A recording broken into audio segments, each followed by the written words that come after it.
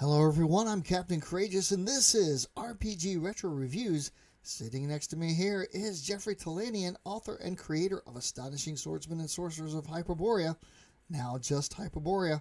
I've got all the latest on this awesome Kickstarter coming right up here on RPG Retro Reviews.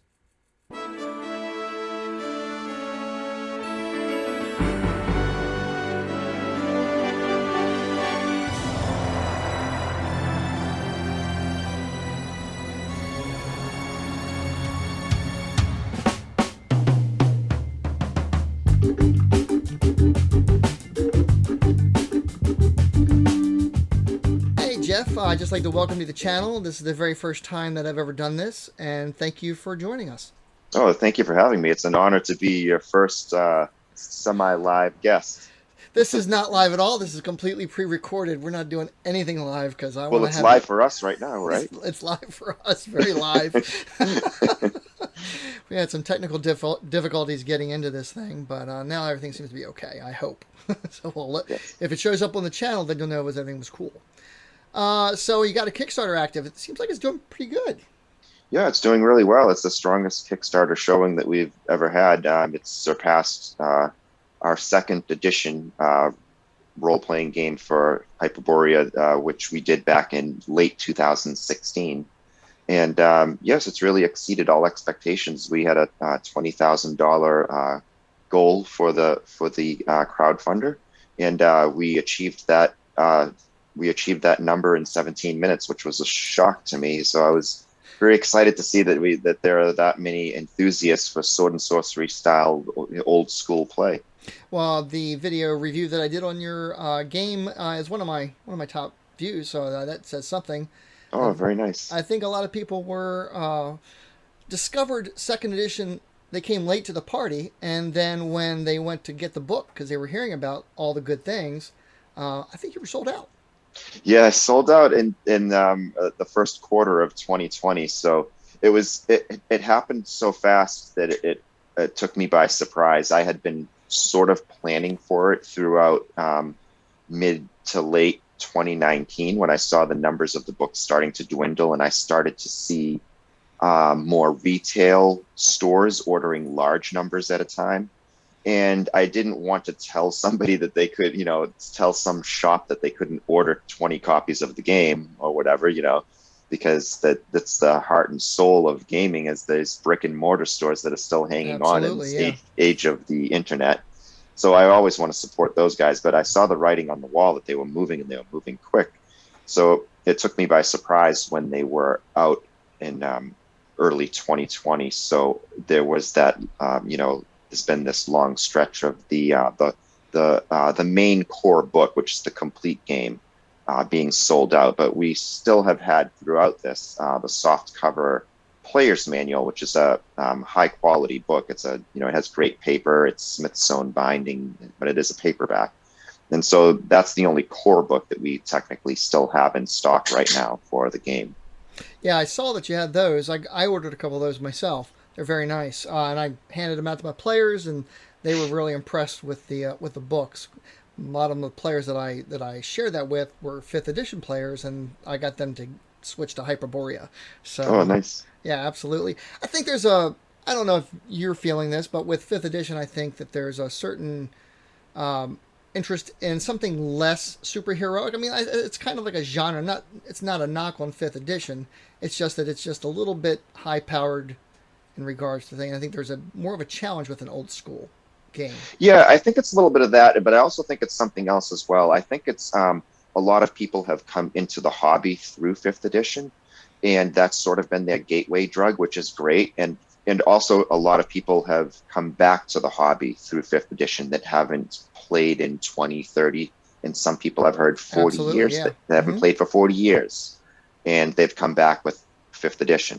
So in many of those cases, we're seeing people who, they're enjoying 5th edition. And yeah, for some people, yes, the super heroic quality of it starts to wear a little thin with them, or they want to explore something else. But in many of these cases, it's a lot of younger people in their, in their late teens to late 20s who are interested in exploring these alternate forms of play that, and the roots of the roots of the hobby.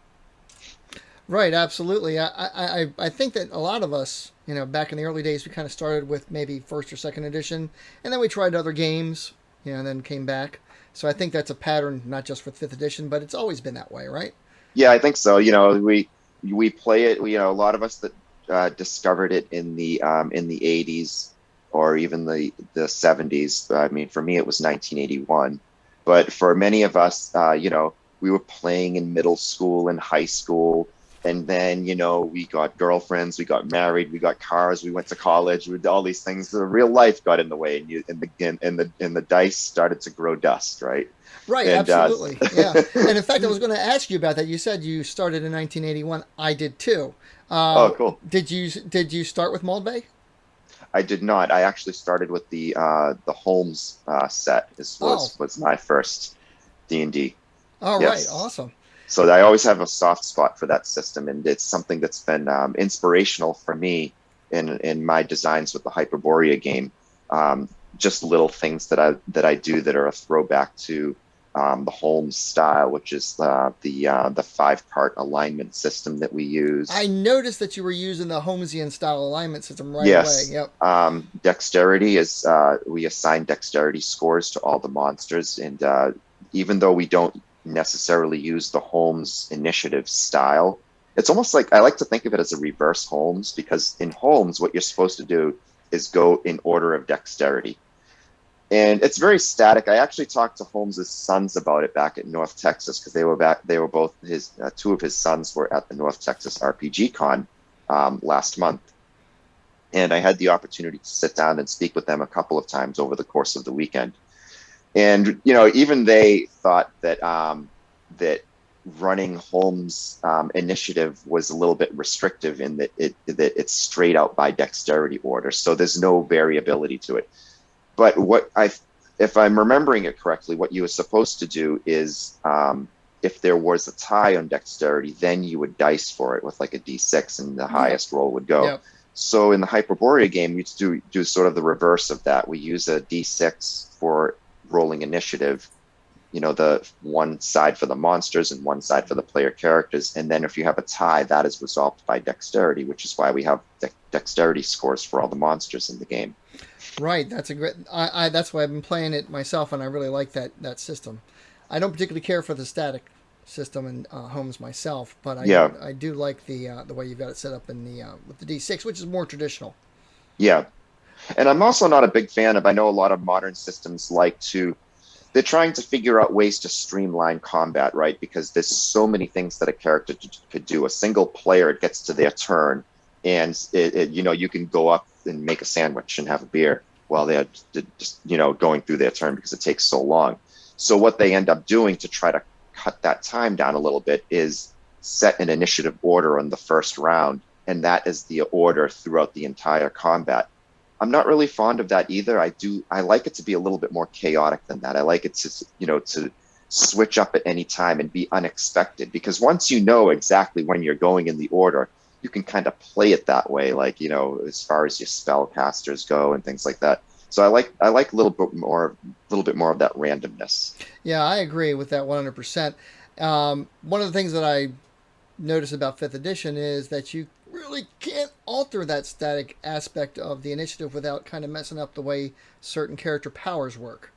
And those players would not be up. They're designing their character around the way it works, and then if you switch that up, that kind of messes up things. So I was like, okay, I can't mess with the initiative. Although I do have a computer initiative roll that I use. One click, initiative's done. Yeah, so when we were playing 5th edition for a while, our DM for 5th edition was doing that as well. So it was one click, and he would let us know, when we were going in the order. Yep. Let's talk about H.P. Lovecraft. When Sure. did you discover him? So it's funny. My friend Bob, who we were gaming with back in the early '80s. I want to say, I've tried to think back on this, and I can't figure out what summer it was. It was either the summer of 1983 or 1984. It was one of the two. And we were playing in a D&D campaign at this kid Andy's house. and my friend Bob, who we called Bobby Sausage, which is a story I can get to in a minute. Bobby Sausage brought along this game, Call of Cthulhu. And so we played it for a few sessions, and I really loved it. I played a scientist, and he had like a pistol, you know, and Absolutely, you know, and I think he died the third time we played, or something like that. He went howling off into the hills and died, or something.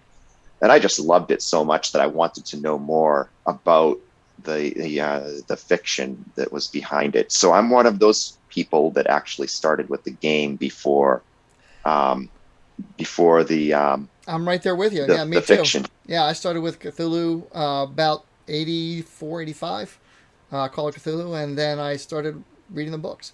Right. Do you have a favorite Lovecraft story? Um, okay, so short form and long form. I try to divide it that way. For a Right, long form story, Shadow Out of Time is my favorite, right. and then That's a for great the story. short form, um, The Color Out of Space is probably my favorite. But then, then you can go really short, like this weird ones that are, almost like poetry, prose poetry, like The Festival, which is Right. great one to read during the holidays.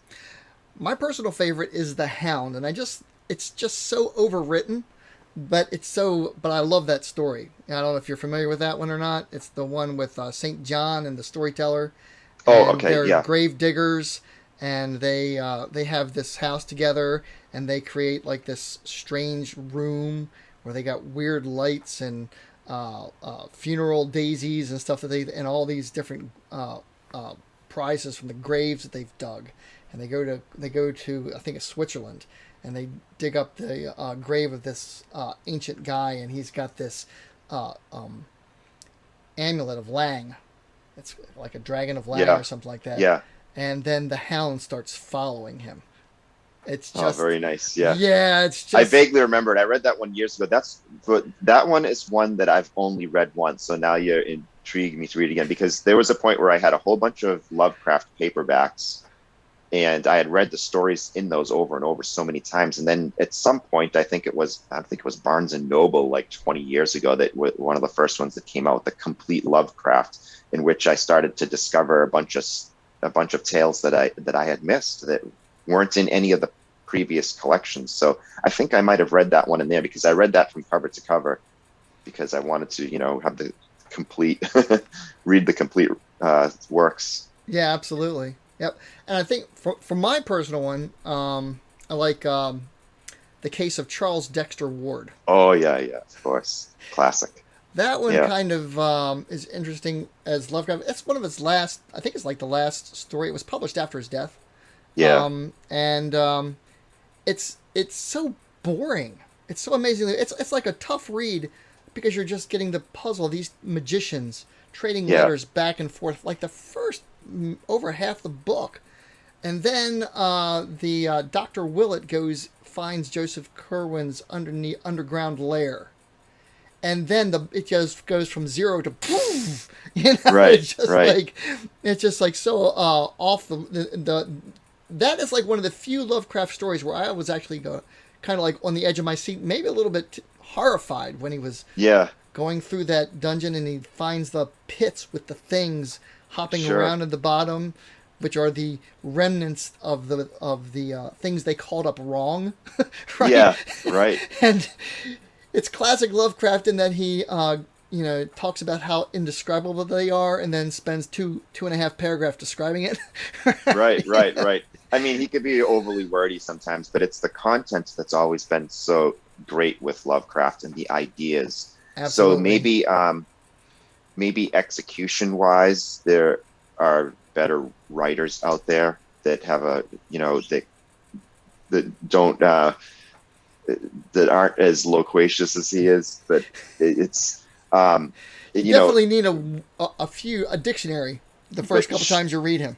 right. So but yet he has this creative imagination that was unparalleled at the time.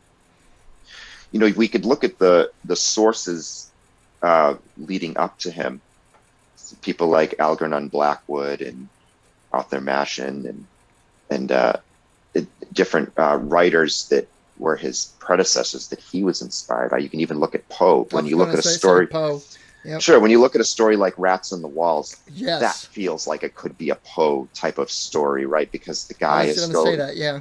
Because he's going mad listening to the scratchings of these rodents in the walls, you know.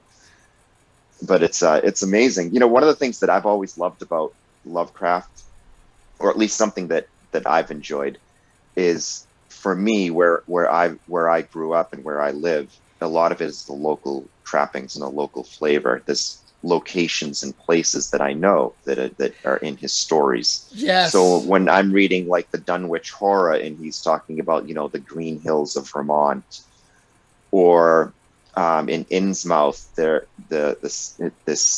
it's a fictional seaport town, but it's based on some real seaport towns that, you know, that I know well. I know Newburyport was one that was inspiring to him, which is a sea town in Massachusetts. And so it's kind of like those little references that, you know, that make you connect with the fiction even on a deeper level. He's very grounded in the real. Yeah. He's grounded which in the is real. Great. That's always the best type of fiction, because if you're talking about some type of fantasy or horror, right, when it's grounded in realism and it has just enough of that horror or fantasy to take it to something that's not real, but yet it's still grounded in that humanity and that real life milieu, then it seems to make sense more, and it can be more frightening because it allows your imagination to work in ways like, wow, could this happen to me?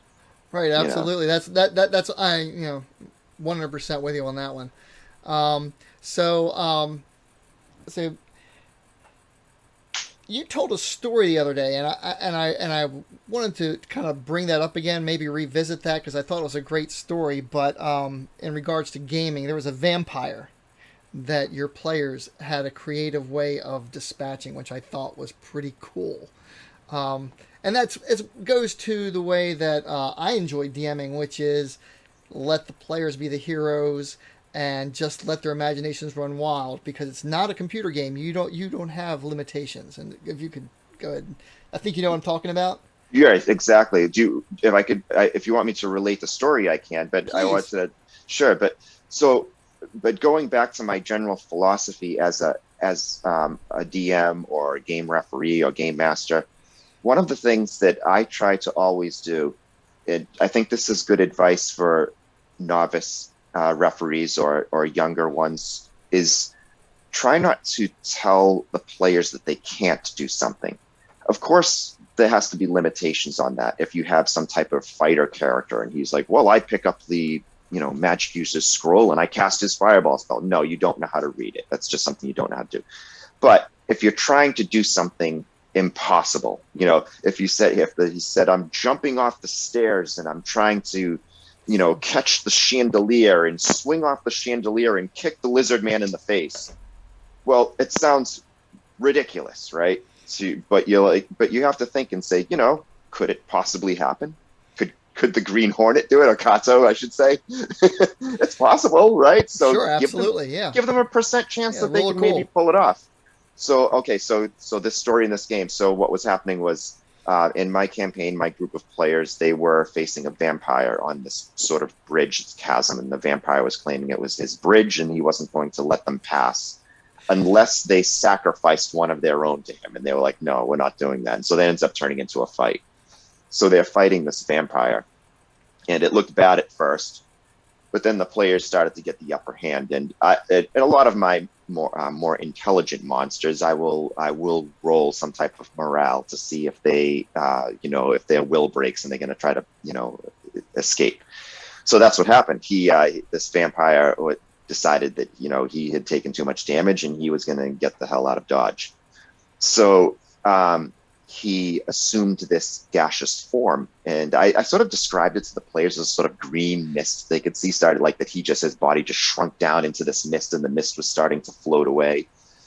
And so one of my players, he happened to say, I have this, I have a bellows in my backpack. I want to suck up the vampire in my bellows. And my immediate reaction was, I don't have a bellows. Let me see a character. He's like, it's right. He holds up his character sheet. It's right there on his character sheet. He's like, I have a bellows.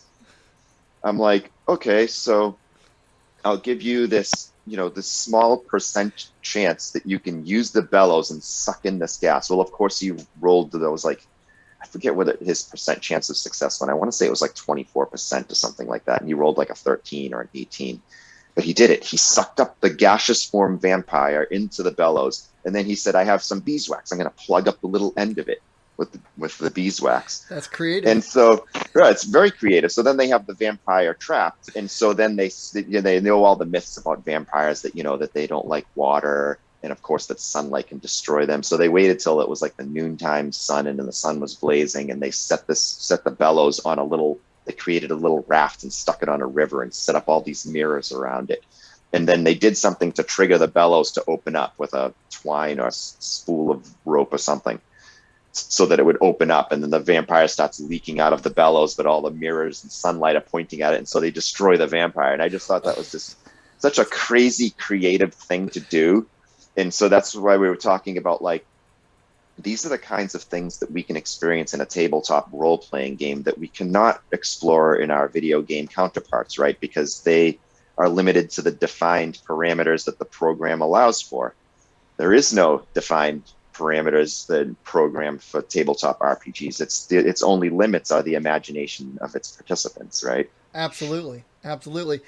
It kind of reminds me of an experience that I had when I was a younger DM. You know how you do some dumb things, right? So I had like the Dark Overlord, right? And coincidentally, one of the player characters was the son of the Dark Overlord. I don't know where I got that from, but anyway, this character had rolled for psionics and got it. So I said, well, okay, the Dark Overlord has psionics, right? So that was. I am your father. Luke, I am your father. It was dumb, So anyway, we're having this confrontation early in their levels when they're not supposed to be able to defeat him. Another newbie mistake that I made as an early DM, and Mind Crush is a spell that works on psionics and it can kill them instantly. Psionic versus psionic. So this is first edition psionic, so you know how wonky that system was. Oh yeah, I remember it well. And so the player character, he's gonna Mind Crush the Dark Overlord. Now you look on the chance of success, and it's a 2% chance of success. So this guy has a 2% chance to kill my bad guy, and I'm like, go right ahead. What are the odds? What are the odds? 2%. 2%. So he throws the dice out there, and it comes up on the dice, +2. Of course. And of course, the table goes crazy because apparently with this campaign that I intended to last a long time has now lasted 4 levels, right? Right. I talk about something similar to that. I did a series of like essays for the new edition of Hyperborea that will be coming out on refereeing, and I touch on that for fellow referees. Like, one of my words of advice regarding that sort of thing is, don't discourage your players from doing something creative that ruins all your plans for the campaign. Because if they're being careful, if they're working together and they're hashing out a plan and they figure out some way to defeat your situation or your, big bad evil guy or whatever the case may be, or some type of, massive mechanical trap, whatever it is. Absolutely. If they can figure out some way around it and it's feasible that they can do it, and then you give them, some reasonable chance of success at doing so, or they figure out how to do so, then let it happen and don't worry about it. The campaign will go on, the games will go on. Just because you had all these, these evil machinations at work and you planned to have this long-standing type of thing, or you were expecting something to be more climactic, right? Absolutely. On your end of things, just let it go. because Yep. there's always going to be opportunities for more things like that to develop over time. Yep. Yep. I'm very. I roll all my combat dice out in the open. I don't. Yeah, so do I. I don't fudge my dice. I'm The only things very. I don't roll in the open are if like somebody's looking for a trap, and I don't want them to know that they failed to find the trap. They always are successful in finding the trap. At least I think so. Right. Absolutely, I agree. Yeah. So I think that a lot of times as DMs, you'll be at that point where you're like, oh, they're all about to die. They're all about to die. Oh my gosh, I've got to do something. They're about to die. But then they come up with something at the last possible second that if you had fudged the dice, you would have cheated them out of that opportunity. Right. And I'm And like, also, the dice gods can be, they can change things on a whim. And so what seems like a very unlucky beginning to a combat can flip the other way and vice versa. and also like, sure, you may have some characters die in that session, that game session might be a big downer, that session. But months later, when you confront that guy that killed your friend and there's a big battle and you get their revenge, that session's going to be awesome. Right, right. Which is why I like the older style, the more traditional style of play the best, because character death or impairment or anything of the sort can happen at any time, and it can happen in big moments when you were expecting to succeed, but it's not necessarily like a Hollywood movie where you're going to be victorious at the end. You might actually just get crushed and die, or get petrified into a statue, or poisoned and die, or any of these things, right? But those make the best stories eventually. Right, You know? right. Or, you can be, like one of the deaths in my campaign many years ago, a character went to sleep in a cave and was bitten by a giant tick in the night, and didn't really realize it. And the fellow characters found him later. He had been drained to death by a giant tick that was lumbering off, all fat with his blood. It's an inglorious death, dying in your sleep in a game like that. But it happens. The tick had the surprise, and he slept through it. That's and so what happens is, I guess my grander point with it all is that when your characters can, when they're fragile and when they can actually be defeated or killed, it makes it all the more sweeter in the instances, like you said, when they can actually come back in some form, with another character at another time, and defeat that situation again, or have that opportunity to defeat that situation. So it makes the victory all the more sweeter. Absolutely, I agree. Now, you were talking about something the other night too, and I'm going to go back to that because back in 2007, I had the opportunity to meet Gary Gygax, and it was just a brief meeting. And my impression, because I watched a bunch of people before me of Gary, I was really impressed with the way he just seemed to like. Is this Gen Con? This was Gen Con 2007, yeah. Yeah, I was there too. I was in the booth with him. I was a nondescript guy. Really? In the presence of greatness. You were probably the guy that might have held my camera. It might have been. I don't think. No, there was another guy that was working for Troll Lord Games that was doing that. But yes, I was there. Yeah, so because there was somebody else there. But anyway, the picture. But you show that picture. You have that picture and you flash it in some of your videos, right? Because I've watched several of your other videos. Yeah, I've seen it. Yeah, it's a great picture. But what I really liked about that was how genuine he was with everyone, and you were talking about that the other day. Yeah. So it was really amazing watching him, because I had the honor and the pleasure to work for Gary for a brief time at the end of his life, from 2005 to 2008, and learning from him and watching how he worked, and watching how he also worked as in the beyond the creative part, but also the organization part of working with several artists and writers and things like that, and how he went about things. But one of the things that impressed me the most was situations like that at Gen Con, where he would have this, line of people who are all, they have all their old D&D stuff and they want to have them signed, but but also a lot of these people, they want to be able to connect with the creator in some way, and they want to share their story about, something that, how impactful D&D was in their life, and how important it was. And so it was really nice seeing him connect with the fans and seeing how he listened to their stories and he treated each one of them as though they were an old friend. And it was really humbling to see that. And it was actually at that same Gen Con where I had a similar experience. That there was a man. I was out to dinner with Gary and some of his family and some of the guys from Troll Lord Games and other people that had worked with Gary recently and some from long ago. It was a big dinner at one of the local restaurants in downtown Indianapolis. And as we were breaking up to leave, there was this gentleman that came up to me and he said, "I just want to thank you." And I said, "Thank me for what?" And he said, "Because you're one of the guys that, that writes these games, right?" And I said, "Well, yeah, I do."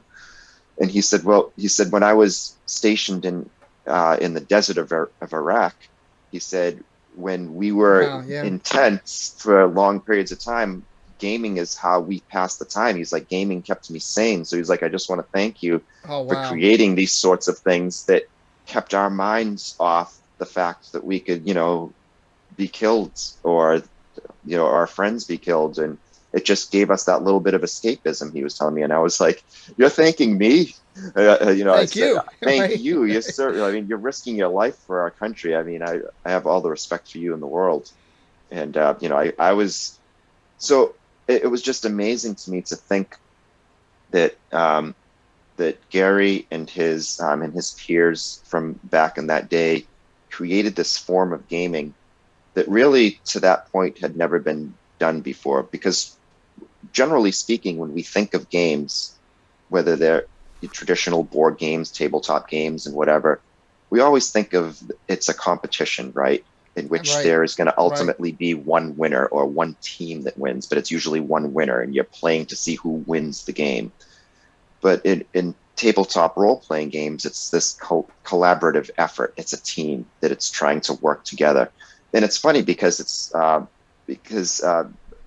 going off on different tangents here, but I was speaking with my sister-in-law the other day, and she is in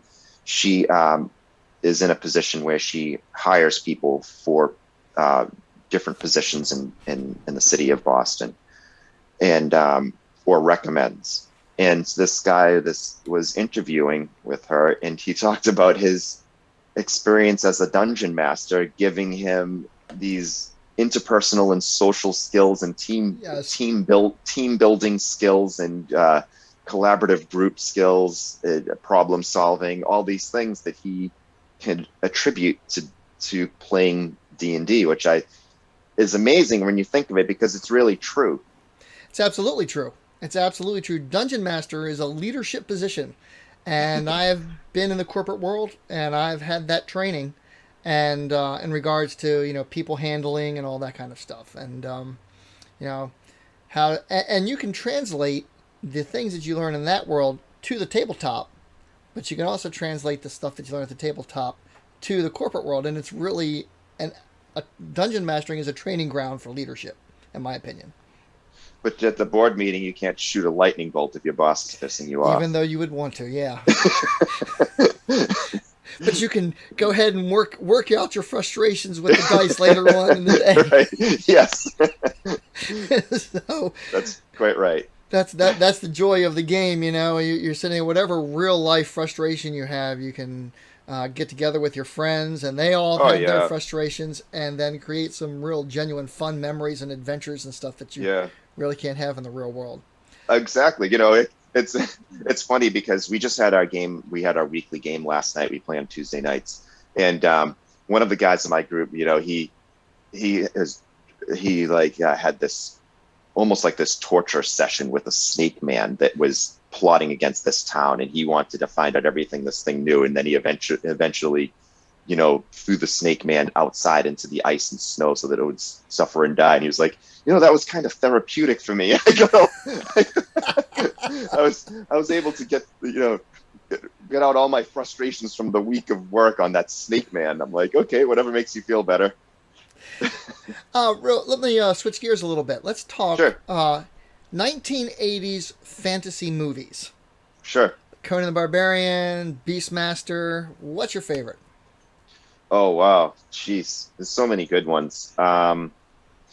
When I was young, Beastmaster was a personal favorite. I always loved Krull as well.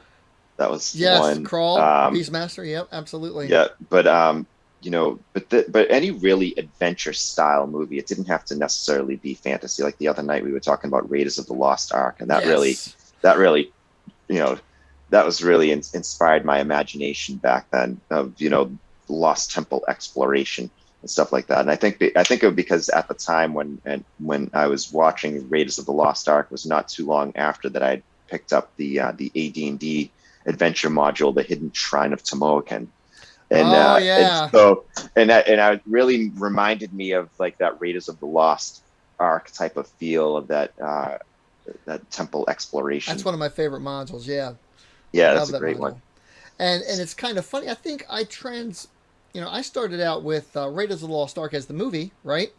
Mhm. And then I traced backwards to the movie serials of the 1930s and 40s, right? And you can trying to rent those out Oh back in the yeah, day when they had VHS at yeah, Blockbuster and stuff like that. And then from there, I traced back to the original pulps and started reading those and the weird. yeah, And when you can, the spider, I think, is one of the. He's kind of like a yeah. I remember takeoff that character. of the shadow Yeah, yeah, that the yeah. That's really fedora cool. wearing Yeah, mask guy. yeah. I mean, you have a lot of pulp inspiration in your game. Oh yeah. So I definitely. I mean, for me, it was is backward tracing as well. I guess I didn't realize it at the time when I was actually reading pulp stories that I was reading pulp stories because when I was young, I was reading a lot of sword and sorcery and fantasy anthologies.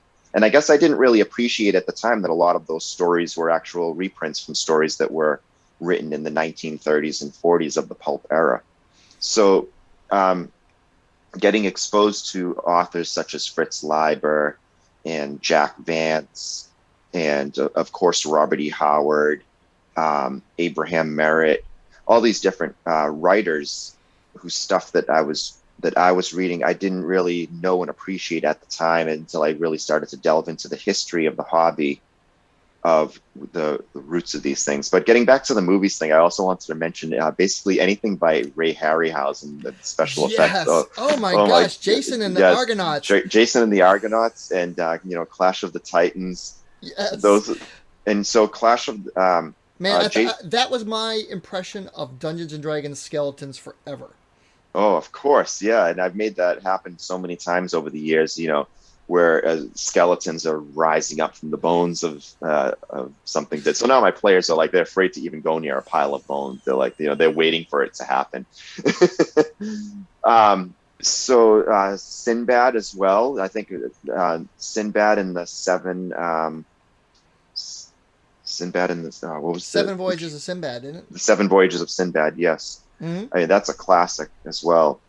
Yeah. Sinbad in the Eye of the Tiger. Oh my God, That was a yes. classic one too, and that one actually had Hyperborea in it. So they journeyed to Hyperborea in that movie. Oh, I'm gonna have to look that up because I don't remember that. Of course, I was a kid. Saturday mornings, Right. they had the Adventure Theater on Saturday mornings on the Oh yeah. UHF Well, we used to station. watch Creature Double Feature. Yes, absolutely. Those were big inspiration as well. Yeah, absolutely. Um, I think we talked about that, and let's see. So yeah, I wanted to ask you this. So what do you think really distinguishes? I mean, like bullet point wise, old school play from some new school play. Well, I can't claim to be an expert on new school play because I spend so much time playing older style games. But I think there's a different set of expectations that go into it, in which there is for some of these newer style games that the power curve is a lot steeper, and you expect to gain a lot of powers incrementally and quickly. And so I think that we understand more in a more traditional style of play that it's like a war of attrition, and that you really have to earn it, and the risks are a lot greater, and that the rate of advancement is slower, and when it does happen, it's on a more shallow curve. So it's increment, but then you never know when something can throw all that out of whack. For example, if you are stalking a dungeon in say back in the day with AD&D, and you are using the charts faithfully, using the treasure codes for monsters, and you happen to roll up and come up with a ring of elemental command or a +5 holy avenger, and at that point, the best weapon that any of the player characters have is a +1 dagger of some sort. That can all of a sudden change the game dramatically. But when it does happen, it is like a shock and a dramatic thing, and all of a sudden this character has the super powerful item.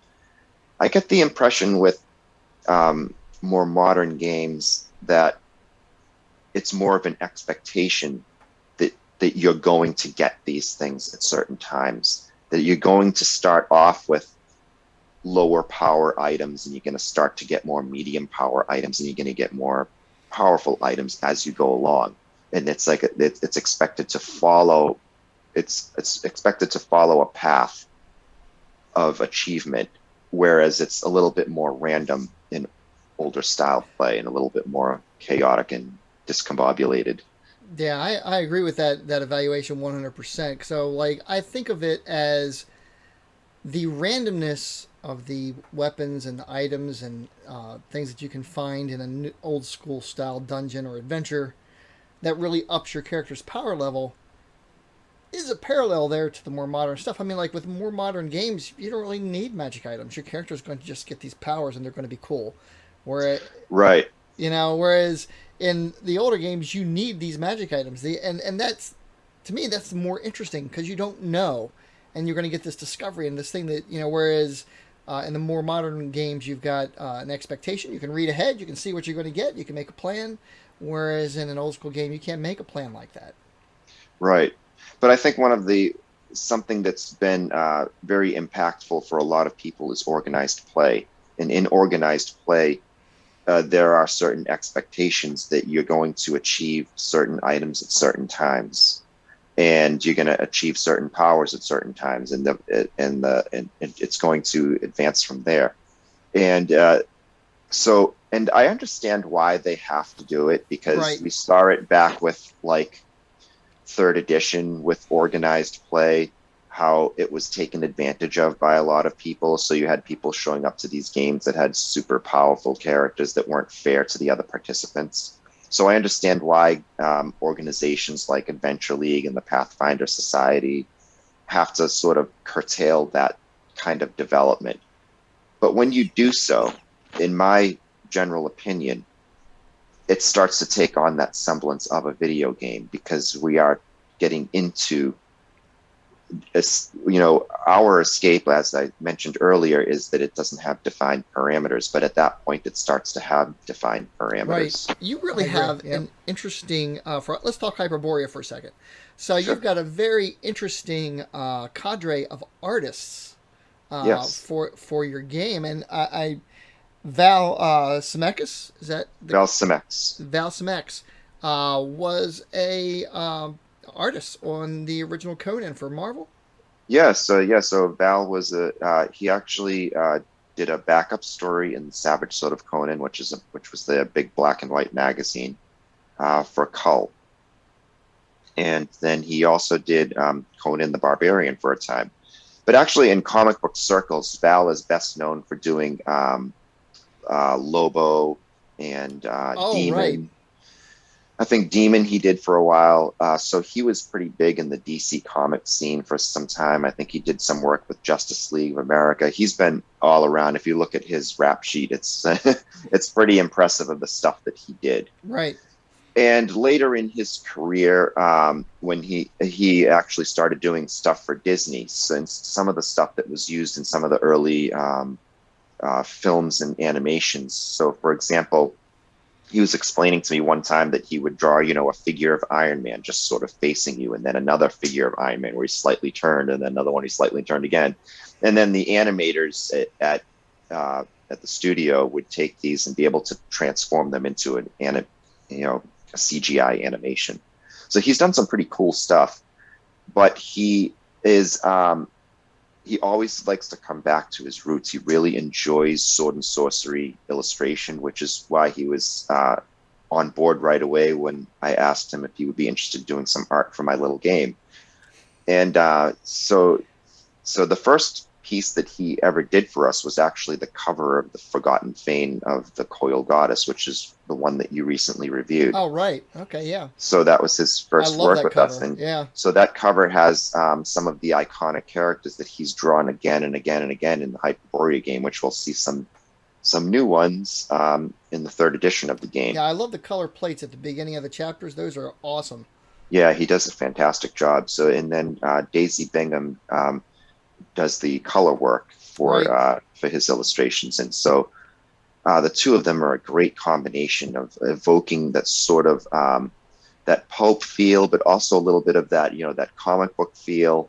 Yes. That I think is like a peanut butter and jelly mix when it comes to, gaming and comic books. I absolutely love this GM screen. The color in this is just amazing, especially this one. I'm describing Hyperborea and the bizarre way the sky looks and the strange orange hue of the sun. This is something that can show up and it gives you an immediate impression of it. The coloring on that is just amazing. Yeah, that one was by Diogo Nogueira, and Daisy did the color work on that. Right. But it's a little bit of direction on my part with some of the artists who likes you. I don't like to dictate what their illustration. I'm not going to say the camera angle should be from here and this person should be pointing this way. And I don't do any of that. But there are some basic elements of the Hyperborea setting that I feel compelled to, relate to them. And so one of them is the sun, like you mentioned. So the sun is a red giant, and it has this sort of scarlet hue to it. It could be this dark orange or whatever, but it's always skirting the horizon, and it's never rising to a zenith above Hyperborea. It's just sort of rising along. So that gives us these this impression of a weird alien world when the sun looks like that. And there's there are these two moons, and they're ellipsoid in shape, and one of them is Phobos and Phobos and Selene. Yeah. So Phobos is very rapidly spinning around Hyperborea. It's a full moon every 7 days, and Selene is over 45 days that it's full, so it's going much slower. Right. So when you have these, you have the different auroras, and you have that sun that I described and the moons. It sets the tone for this world that Saturn is kind of like Saturn is present, kind of large in the sky as well. Yeah, because it's close, because Hyperborea is close to Saturn, so it gives this whole feeling of we're not in Kansas anymore. Yeah, that's one of the things I love about it. And I'm going to say, for me, Hyperborea breaks my rule, which is I have my game system that I like, and I'll create my setting. I don't normally like matching a game system with a setting, but wow, Hyperborea, I read it and it kind of blew me away, and I think it's the exception to the rule, in my opinion. Yeah, it was when I was first designing the game, when I started in 2008. I understood at the time that it was breaking the advice and the conception that a game system should be generic, so that you could apply it to a number of different genres, so that you could have a system that can be for fantasy role playing, or it could be for science fiction, or some kind of detective game, but you have this sort of universal system that can be applied. and that you shouldn't limit yourself to one type of setting, that it should be, open if you want to be successful. Right. Absolutely. And so I had a different philosophy going into that. I wanted to do this. I mean, going back to my core philosophy with the whole thing was I wanted to create a game that I wanted to play with my beer drinking buddies. And I didn't really care about satisfying some market niche that needed to be exploited to figure out the way that, oh, how can, what kind of game can I make to make a buck? I never really cared about that. What I cared about was making something genuine that I wanted to play with my group of friends. And so it kind of evolved naturally from that experience of, so that I wanted to create this setting of Hyperborea that was inspired by the pulps, like such as Clark Ashton Smith and Robert E. Howard and H.P. Lovecraft, of course, but also a lot of my other favorite authors such as Fritz Leiber and Michael Moorcock, Jack Vance, Abraham Merritt, and so on. And Carl Edward Wagner is another favorite of mine. So I wanted the game to sort of evoke the fiction of those types of writers, but I also wanted the mechanics to be familiar in the sense that they were something that could really be identified as a Gygax and Arneson styled experience for mechanics. So how do you marry the two? Can you just have a set of old school mechanics and then have a setting? Well, sure, you can do it that way. But what I wanted to do is take it a step further. I wanted the different character classes to be sort of tied in with Hyperborea. So, for example, so in Hyperborea we have several races or ethnicities of people that have analogs from our real world, and some of which are mythological in nature, such as Atlanteans and Amazons and things like that.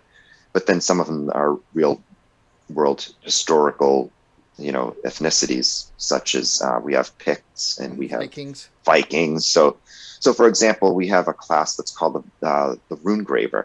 And so the Runegraver has a rich history for the Viking, for the Viking people in Hyperborea. And so it's tied directly into culture with the game. So I did a lot of that with this game, with monsters, with character classes, spells, you name it, and it's all integrated with Hyperborea. It's all infused, yeah.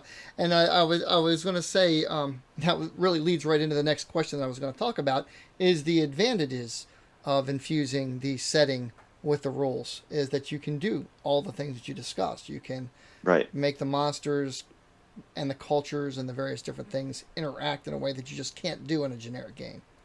Right. But by the same token, I don't want it to be restrictive.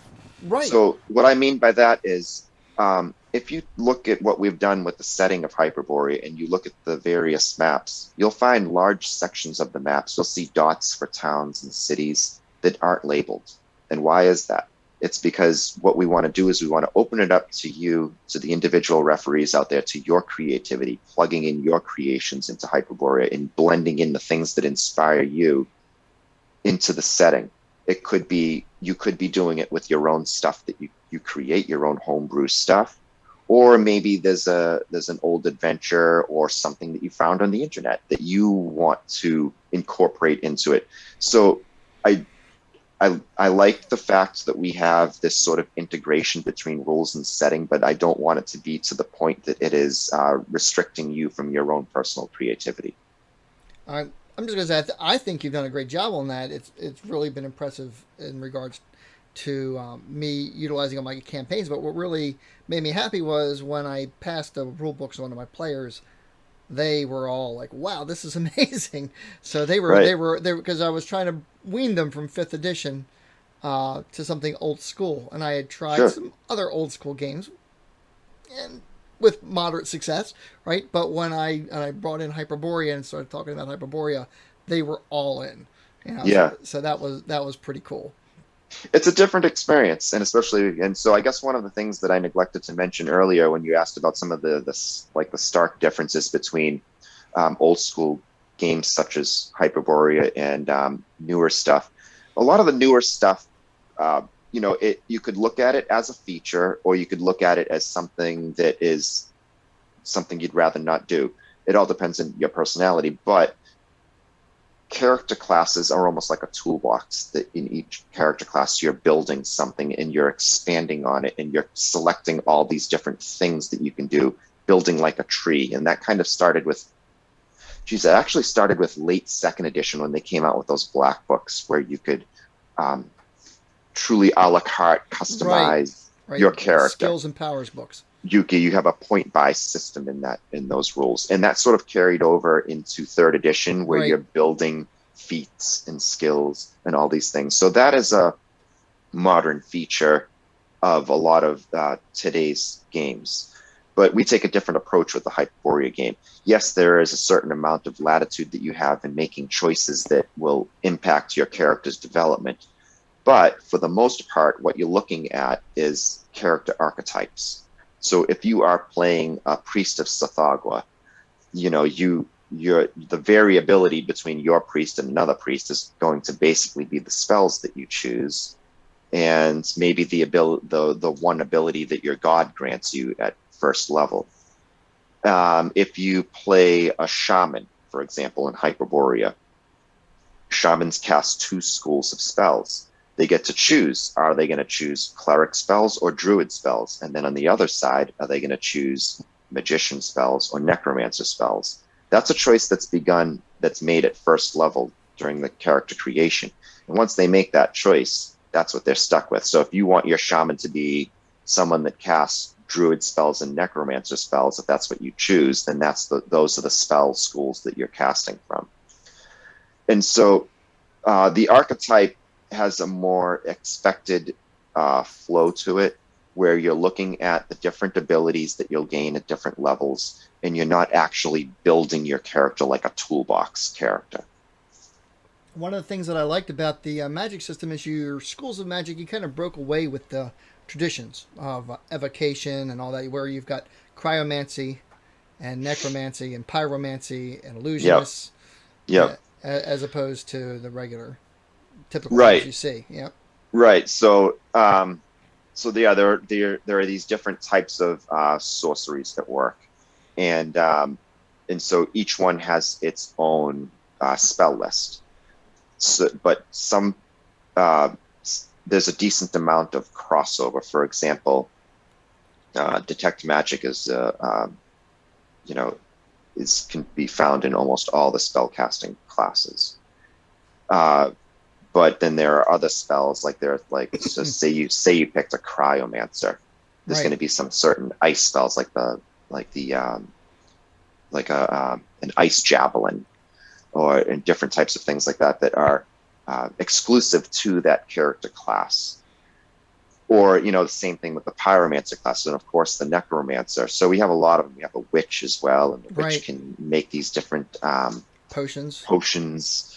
Yeah, and they can have a familiar. Right. And there's all kinds of different things that the different character classes can do, but yet there's a small amount of overlap between some of them. So and some of them are traditional overlaps. For example, if you're playing a cleric and you have, you want to have Cure Light Wounds, of course, but you can also have a druid in the party that also has Cure Light Wounds. So there can be some overlap there, but then each of them has their own distinctive features that are exclusive to them.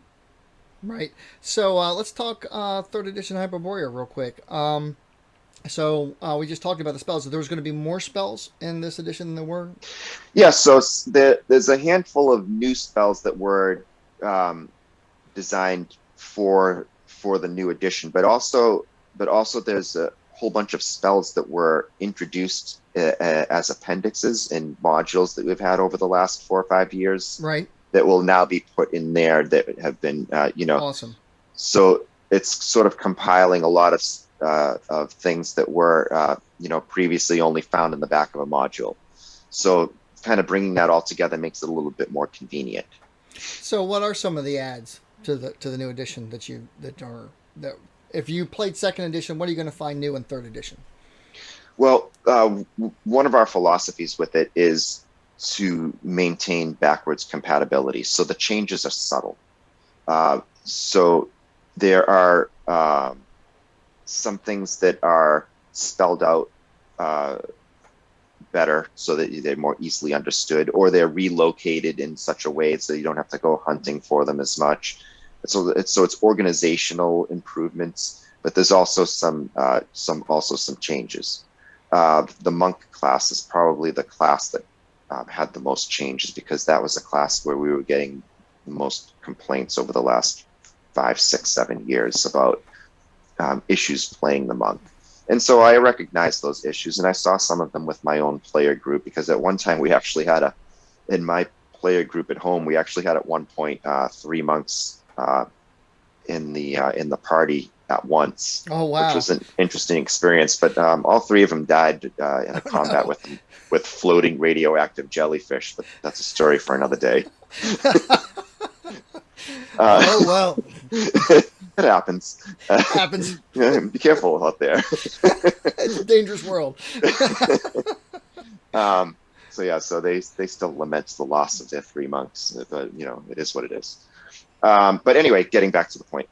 So we've done things like streamline the combat system a little bit. Its combat system was a little bit overly complex, and it continued to be something that I was finding people having trouble with understanding it. It was generating the most questions that I was receiving, through a variety of things, whether it was emails or forum posts at our official forums, and just people who are having trouble understanding some of the aspects of our combat system. So the intent was there, and I still believe in that intent, but what we did was simplify some of the ways that it works so that it's more easily understood and so that it's more intuitive.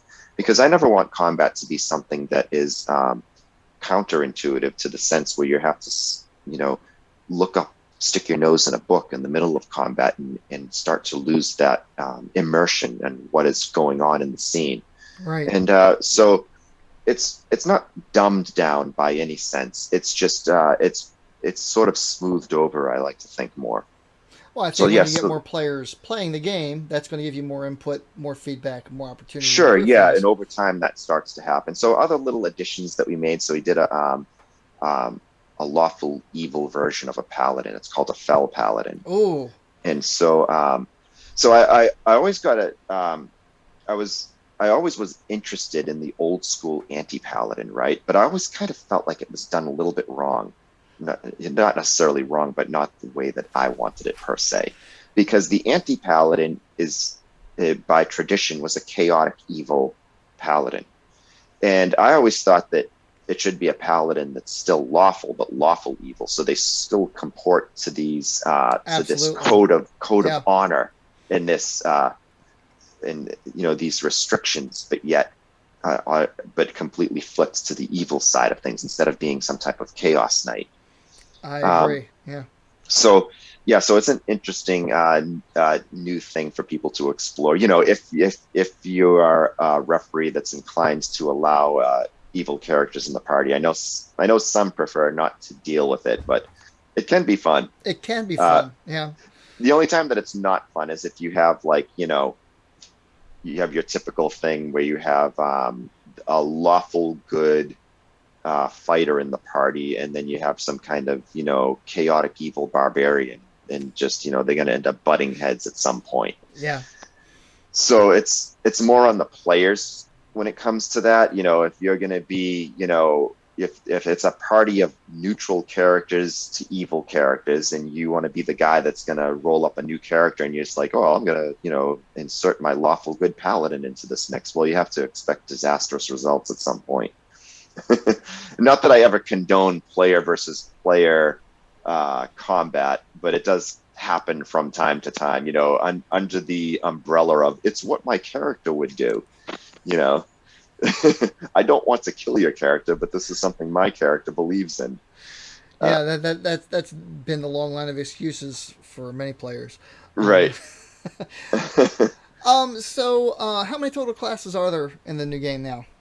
So it's still the same amount. It's 26 pairs. So it's just the fell paladin is actually just a variant of the paladin. Oh, so okay. it's just like if you decide you want to play it. So it's it's sort of baked into the paladin class. Oh, okay, that's cool. It's just a, kind of like Yeah. okay, cool, awesome. Hmm.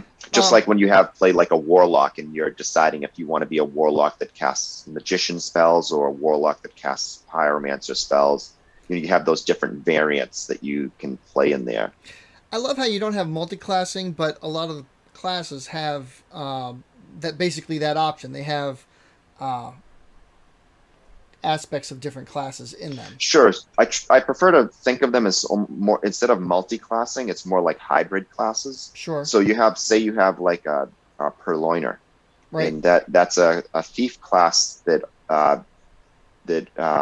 is sort of like a holy thief, a thief that worships a god of larceny. And so it's also has a small amount of cleric spells that they can cast. They can only go up to 3rd level cleric spells, and their experience point progression is steeper because they're casting these. They have these abilities of casting spells in addition to having all their normal thiefly abilities. And so we have different classes like that that sort of blend 2 classes together, but it's usually at the cost of a more expensive experience point progression. But yeah, I tend to think of it as a hybrid class. Right. There's also a lot of them have some cultural integration to them as well, along with the Sure. world. So that makes a lot of fun. Yeah. Do you have anything else you wanted to let everybody know about your new Kickstarter and Hyperborea itself? Yeah, sure. So one of the other changes for going to the 3rd edition of the game is we've gone from the 2nd edition being a complete hardback that you were holding up earlier, to this one being split up into 2 hardbacks. Right. I meant to say, So yeah. it's kind of like going back to a format of our original box set, in which we have a player's manual and a referee's manual. Yeah, I love this. I love this book, but it's not light on your lap. Yeah, that book that you're holding there is 616 pages. Yeah, So it's a beast. It is a beast, and so I love it. But at the end of the day, for me, it's about utility. Right. And so to me, in my opinion, I'd rather have something has a little bit more utility than that for throwing into a backpack or taking out of a backpack quickly when you want to have it in your hand. So one of the other things that we're doing with this Kickstarter that's a little different than what we've done before is the map. Yes. Before we had a large folded poster map, which is great for spreading across a large kitchen table or tacking on your wall and then looking at. And that's fine, but it could be difficult for the referee, and it could be a little bit limiting for the players when you have dice and drinks and snacks, right, and sure, miniatures and all the crap that accumulates on a table, and you're trying to deal with with this map as well. So the format that we're going to for the new edition of the game is an atlas. So the atlas is basically full color, and the map has been recolored by Glenn Seal, who is the cartographer, and it's just going to be a little bit easier to use. It's going to be more utility at the table, so that the referee can have it right behind the screen and looking at something, or passing it around to the player group. And I think that's going to be a nice feature. We are still looking at doing some type of special map. We've done it before with a canvas map that has been really popular in the past. So we might do some type of special material map like that you can hang up or frame or whatever you desire to do. Sure. Some people put it on the game table and put it under like a plexiglass. Oh, right. Yeah, sure. That'd So be cool. it's a nice way to do it too. You got some stretch goals coming up, right? Pardon me? I said you have some stretch goals coming up, right? Right. Because you don't have them all listed. I think you're probably going to. No, I mean we're very, very conservative when it comes to stretch goals, because I've seen way too many disaster stories. Sure, absolutely. Even little things that accumulate. When you have 25 little stretch goals and they all require, like some people will say, like, oh well, they're cheap. They're not gonna run the budget broke. But yet they are time saps. And if they're taking away from the main project, the main thrust of the thing, the core of it all, then it could be detrimental to a timely delivery and fulfillment. So that's very much a concern. So I always like to keep the stretch goals kind of cool, but not something that's extravagant. And I think it's kind of funny, because I think that Kickstarter in its early days. So the first Kickstarter that we did was back in 2011. And so it's been 10 years. And in those wild and woolly days of the early Kickstarter, when there weren't nearly as many people participating in these crowdfunding platforms, it seemed more logical at that time to attract new buyers by listing all these stretch goals and getting people to jump in because, if I'm one of the 15 or 20 people who pledges to this project coming up, then we're going to get this next other cool thing with it. And it made sense back then because a lot of projects were trying to garner that attention. But it's kind of changed over the years now.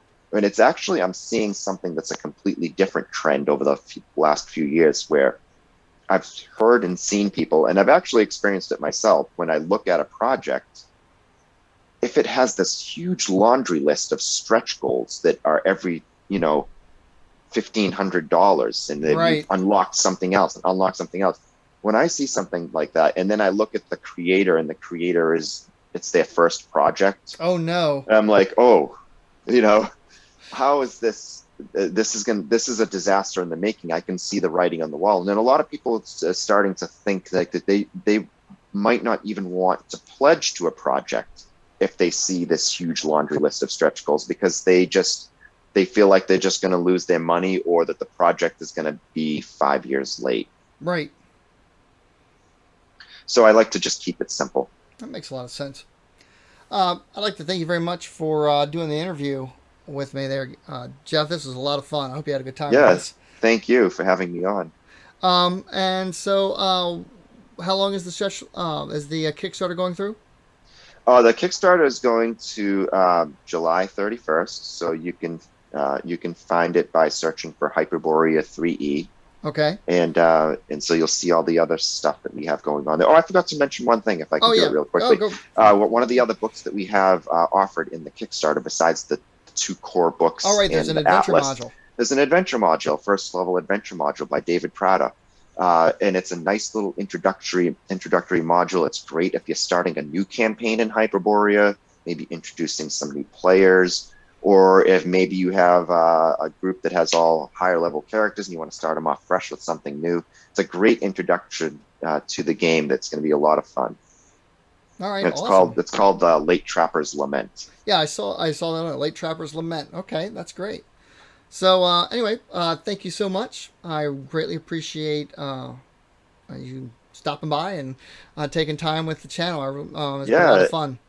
And like I said, it's an honor and a pleasure to be your first interview candidate for your wildly popular show that I before you had reached out to me about some gaming related stuff, I had already known who you were because I had been watching some of your videos. Oh wow, that's cool. So I was already a fan of your stuff before you reached out to me about my stuff. Oh, that's awesome. Well, I'm glad we could get together, and good luck on the Kickstarter. I'm looking forward to seeing how everything goes along. Thanks for stopping by. Thank you very much, Dave. I appreciate it.